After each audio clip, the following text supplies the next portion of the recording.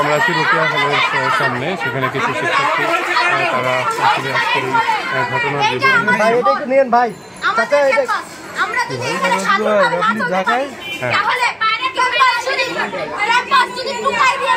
এইটা দেন একটু, এই যে সামনে ধরেন না একটু, হ্যাঁ এটা ধরেন। মা বোনের সম্মান বুঝে না, ওই পাশ থেকে আমাদেরকে ঢিল ছোড়া হয়েছে। আমরা আমাদের হলের সামনে কেন আমাদেরকে কেন আমাদেরকে ইট পাটকেল ছোড়া হবে? আমরা তাদেরকে কিছু বলছি? সাধারণ শিক্ষার্থী আমরা এখানে দাঁড়াইছিলাম, করে কিছু করি নাই।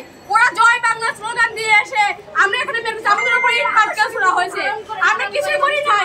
আর আপনাদের আহত আছে কিনা? কেউ আহত আছে? আপনাদের আহত আছে? আমরা অনেকে আহত হতে দেখেছি, আপনাদের আহতের সংখ্যা আসলে এখন পর্যন্ত জানেন কিনা?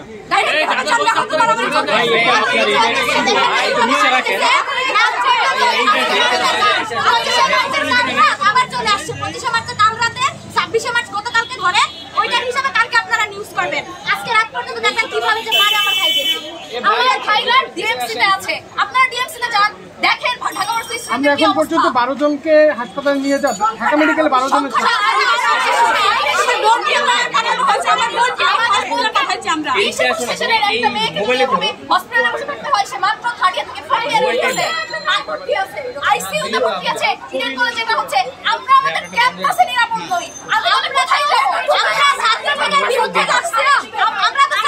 বিরুদ্ধে ছিলাম না, আমরা ছিলাম কোটার বিরুদ্ধে। তাহলে ওরা কেন বাইরে থেকে লোকে না আমাদের বাইরে থেকে টোকাই নিয়ে গেছে?